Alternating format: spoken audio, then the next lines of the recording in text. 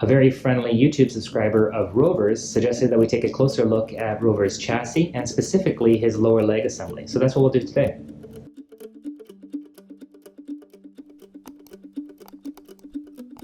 ROVer's chassis has been developed, I guess, over the past couple of years. As you know, the project started 2 years ago, and that's where the construction of ROVer's chassis really took place for the most part. There's really only been a few things that have adjusted since we started the Revive ROVer series. Let's begin by looking how the lower legs, or the legs themselves, are attached to the main chassis. So here we have an overhead shot of ROVer's complete chassis. And as you know, the arms on either side connect to ROVer's main body via this central differential. And that basically connects to the arms with a solid 1/2 inch stainless steel shaft. 1/2 inch because we really need a lot of strength, not because it's that heavy, but because we don't want, or we want as little as possible, flex between the chassis and the arms. This enables ROVer to run over terrain that would otherwise be very kind of hazardous to his ability to stay level.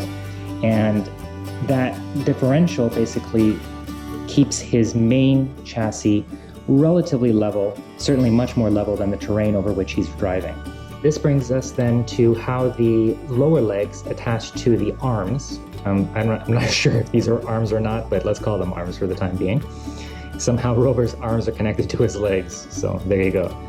And we have, beam bracket connection system here that I've developed, and it connects to the arms with a series of aluminum standoffs, similar to these standoffs here, simply just a little bit longer, that have been shaved down in order to fit within bearings.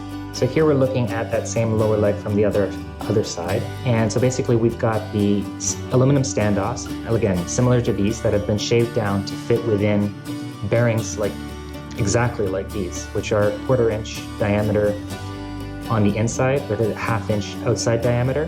So the 1/2 inch exactly fits within this hole on the channel, and the 1/4 inch basically accepts these standoffs, almost actually, because they need to be shaved down in order to actually, it's a tight fit. That then allows us to do this. And the reason why I wanted to have that capability was for a variety of reasons. But the biggest one was to give ROVer the ability to have various orientations of his legs and wheels. So this gives us kind of ROVer's wide stance, wide orientation, and this is ideally suited to going over rough terrain, specifically for the most part outdoors, I would say. The issue with having a stance that's terrific for the outdoors is that it's not terrific for the indoors. As you can see, ROVer stands at about 23 inches wide when he's in this orientation. So with ROVer's ability to turn each individual leg, he can bring these legs in on the inside of his chassis. But this then allows me to rotate. I still have to figure out the wiring here to make it all fit. I've disconnected the primary motor just to be safe and not pinch a wire here. But this then allows me to rotate the wheel in like this.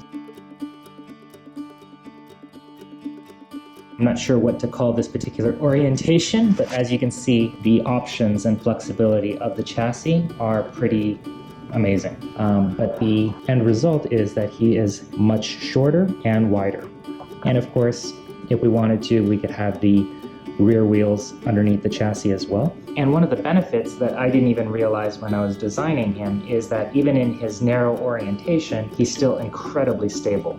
It would take a lot of force to actually tip him over. If he were to be on uneven terrain in this orientation, his legs would actually expand out on one side in order to prevent him from actually rolling over.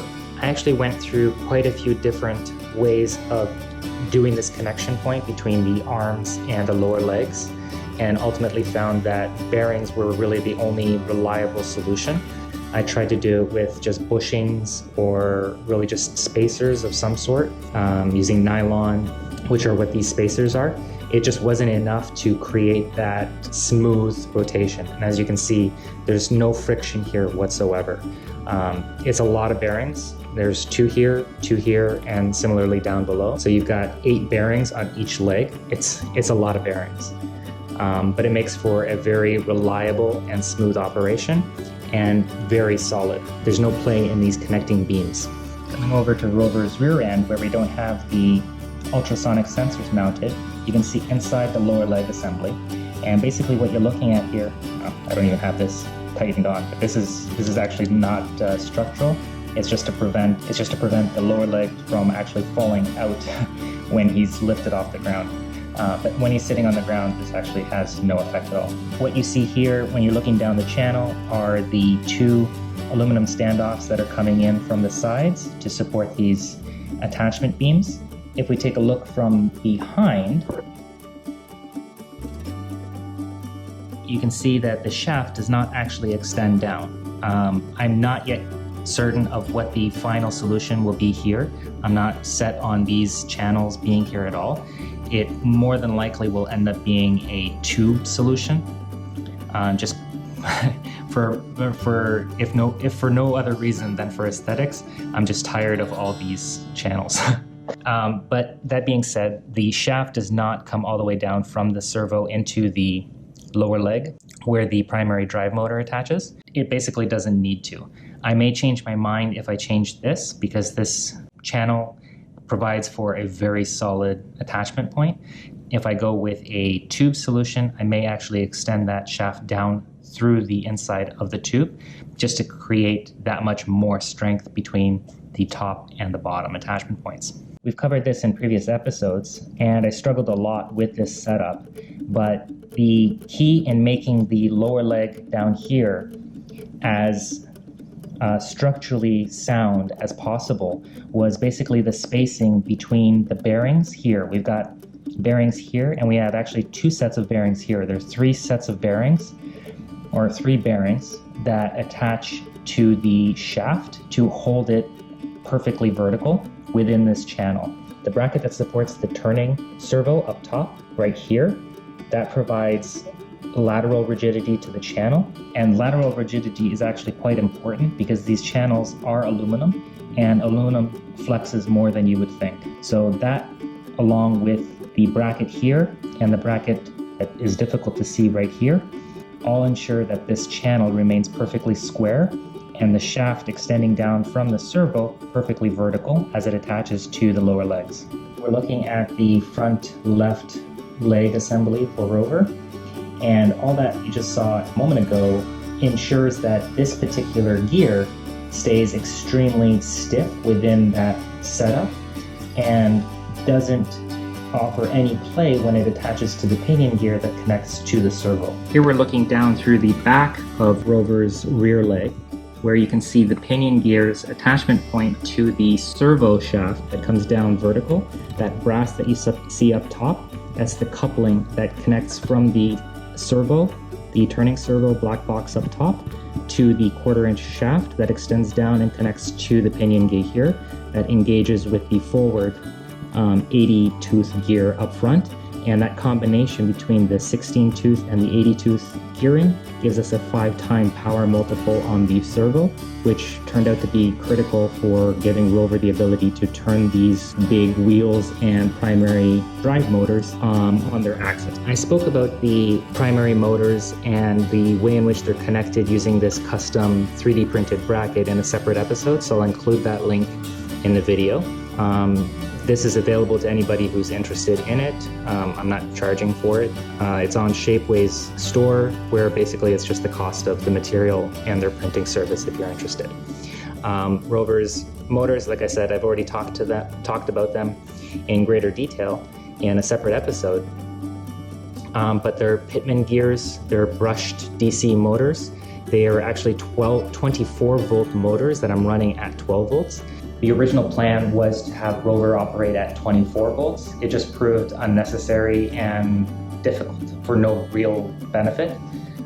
It'd be nice to have the power of 24 volts in some situations, but it's just a lot simpler to do all the wiring and electrical work with 12 volts because the Arduino boards, for example, can take 12 volts natively through the barrel jack connector.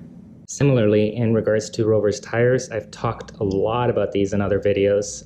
These are RC tires. I won't go into the details of them again here, but I'm not yet 100% convinced of the phone setup that I've got inside these, but they are sufficient for the time being and will allow us to work on all sorts of other stuff while I decide on what I ultimately want to do. But for now, they look really cool and they work, sort of. It's funny, but talking about all this stuff really reminds me of how much effort and planning went into the design and a lot of troubleshooting and trial and error.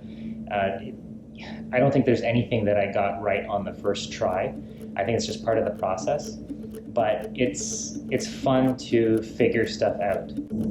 I don't think there would be as much satisfaction if I didn't have to struggle as much as I have.